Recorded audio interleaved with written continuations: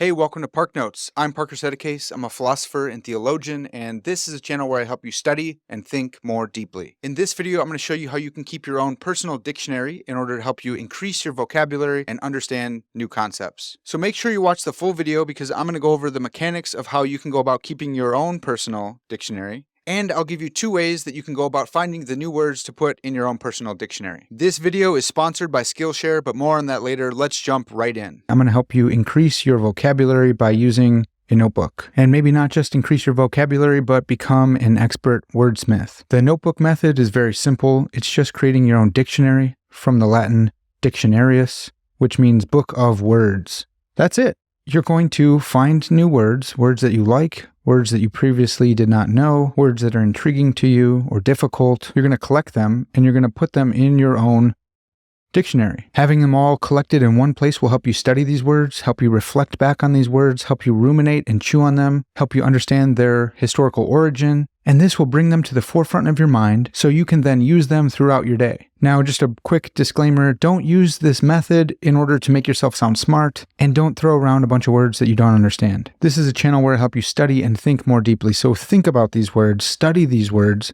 make them a part of you and use them naturally. Don't use them just to flaunt your own knowledge. So real quick, let me start with some definitions. We already said dictionary comes from dictionarius in the Latin, which means book of words. But it's not just a collection of words, it's a collection of words and their definitions. So what's a definition? Well, a definition is a statement of the exact meaning of a word, especially in a dictionary. Boom. Definition comes from the Latin definire, which means to set bounds to. I've also heard people define definition as of the finite. As a quick aside, some people have said because definition means to set bounds to or of the finite, this means that we can't define God since God is said to be infinite, infinite. Now, theologians debate whether or not God is infinite or not, but that's a fascinating little debate within theology and the philosophy of religion. Here I've just included the etymology of definition. I love seeing where words came from. Words change their meaning over time, but it's fun to see what the original words were meant to mean when they put a couple together. So I want to argue that creating your own book of definitions, your own dictionary, can help you increase your vocabulary, even to the point of becoming a skilled user of words, a wordsmith. Now, I just started this process of keeping my own book of words, my own dictionary, and I'm using these moleskin Cahier notebooks. That looks super weird. I hate saying that, but these are really great notebooks. So creating your own book of words, your own dictionary, is super simple. You just find a word that you like, you look up a definition of it or a couple definitions of it, you collect those and put them into your dictionary, and I like to include the etymology of the words. Now, etymology is the scientific study of the origin and evolution of a word's semantic meaning across time. The etymology of etymology, or the origin of etymology, is the Greek word etymos, which means true, and from there we get etymologos, which is also Greek, which means student of etymology. Etymology is a part of philology. Philology sounds like philosophy. They both come from the Greek, and they both have one of the Greek words for love, philo, as one of their constituents. So philosophy is the love of wisdom. Philine and Sophia. Sophia means wisdom, so philosophy is the love of wisdom, etymologically speaking. And philology, from the Greek philologia, is the love of word. So logos and philo. So philology is the branch of knowledge that deals with the structure, historical development, and relationships of a language or languages. Now, one of the most famous philologists and etymologists is J.R.R. Tolkien, the author of The Lord of the Rings and The Hobbit. His professional work was as a philologist. He studied language and languages. This won't be a surprise to those who read the Tolkien Legendarium because he's created his own languages, like Elfish. So what we're doing in our own book of words, in our own book of definitions, is finding a word, collecting it, and putting it into our dictionary, setting bounds to that word so we can better conceptualize and understand it, and looking up the origin and evolution of a word's semantic meaning. What we're doing here is a practical application of lexical semantics. Now, semantics is the branch of linguistics and logic concerned with meaning. There are a number of branches and sub-branches of semantics, including formal semantics, which studies the logical aspects of meaning, such as sense, reference, implication, and logical form. There's lexical semantics, which is what we're doing here. Lexical semantics studies word meanings and word relations. And then there's conceptual semantics, which studies the cognitive structure of meaning. So if we want to increase our vocabulary, we go out and find good vocabulary words, we put them into our own dictionary, we find one or more good definitions of that word, and we may also include its etymology to understand the word more fully. So like I said, I just started my book of words. It's pretty barren. If I were better at drawing, I'd like to add some pictures to my book of words. But while I think I'm creative up in my mind, it's really hard to translate that creativity down through my fingers into a pencil or pen and come up with a good illustration. But that's why I'm so excited about Skillshare. Skillshare is the largest online learning community for creatives, with thousands of classes led by industry pros across film, illustration, design, freelance, productivity,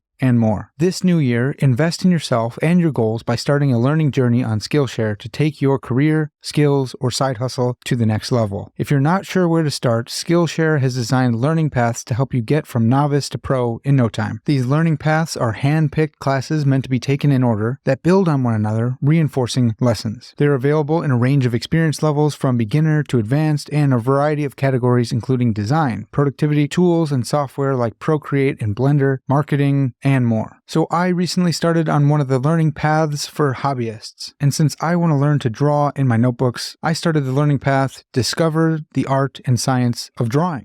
Biggest myths that we come across is this idea that the best drawers are the ones who get it right the first time. The reason I really like this grip is because it allows me to engage the side of the pencil.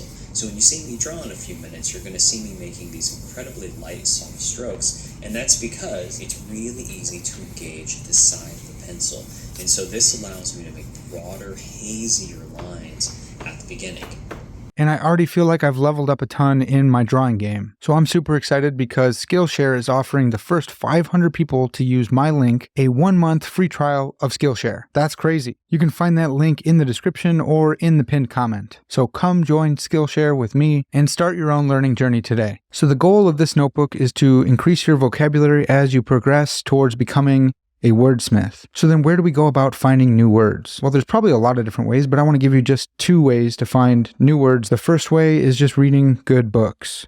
I really like science fiction books, especially books by Philip K. Dick and Isaac Asimov. These 2 authors use old school words that show up on your GRE test, the graduate record exams or whatever. They pepper them into their stories, and if you're unfamiliar with the word, it probably won't affect the story, so you can brush right past those or maybe understand them from context clues. But what I started doing is just boxing off the words that I don't know and then adding them to my own personal dictionary, looking up their definitions and etymology, and then reflecting back on those words later so they become part of my knowledge base and part of my vocabulary. Here's one from Asimov's The End of Eternity, which is a fantastic book. I highly recommend this book. It's abstemious. Now, abstemious means not self-indulgent, especially when eating and drinking. Similar words include temperate, abstinent, and austere. So that's the first way. Read good books, mark the words that you don't know or that you find fascinating, and then look them up and add them to your own personal dictionary.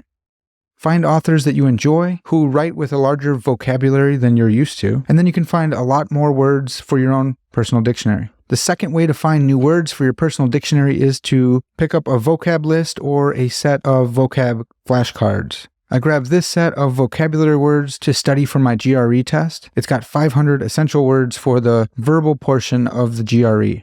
Now in this stack of 500 words, I found a lot of familiar words, but I also found a bunch of new ones, as well as some words that were not new to me, but I wanted to incorporate into my daily use. Words like magnanimous. Magnanimous is a familiar word to me, but it has such a rich meaning that I want to use this. Magnanimous means generous or forgiving, especially towards a rival or less powerful person. The etymology of magnanimous is super cool too. It's from the Latin word magnus, meaning great, and the Latin word animus, which is soul or spirit. So it's like greatness of soul or spirit. Someone who's magnanimous is great-souled. Well, what does it mean to be great-souled? It means being generous or forgiving, especially towards a rival or less powerful person. I want to be magnanimous. I want to recognize people who are magnanimous. When I see someone performing an action that fits this, I want to say, hey, that was very magnanimous of you. I don't want us to lose that word, and I want to keep that concept in our modern parlance. So putting it in my own personal dictionary is my way of holding on to that beautiful word and beautiful concept.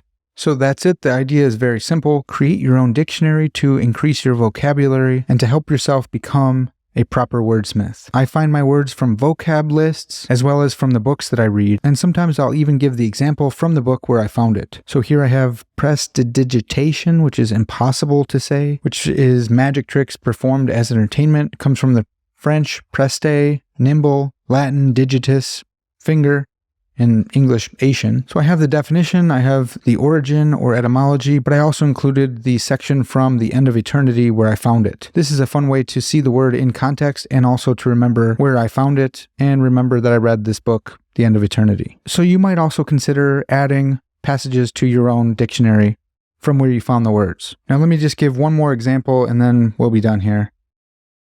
Here I have trivial.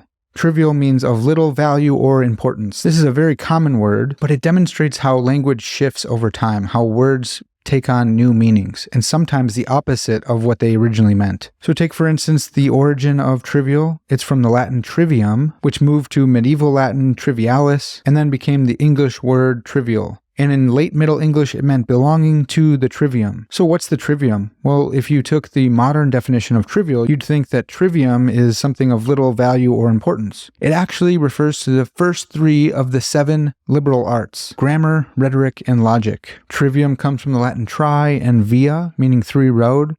It's a place where 3 roads meet. Those 3 roads being grammar, rhetoric, and logic. These are fundamental aspects of a good education. So something that is trivial used to mean something that belongs to the trivium, to grammar, to rhetoric, to logic. Those things are very, very important for the humanities, for liberal arts, for understanding. And yet today it's come to mean something of little value and importance. So I think that's crazy. But words tend to take on new meanings with their use over time. So stop misusing important words. Okay, so that's it. It's a pretty simple concept. Create your own book of words, your own dictionary. If you guys made it this far in the video, then you're awesome. Leave me a notebook emoji so I know who the real ones are. And I want to hear from you guys. What are some of your favorite words? Drop them in the comments so I can add them to my own dictionary. All right, that's going to do it for this video. I'll catch you guys next time.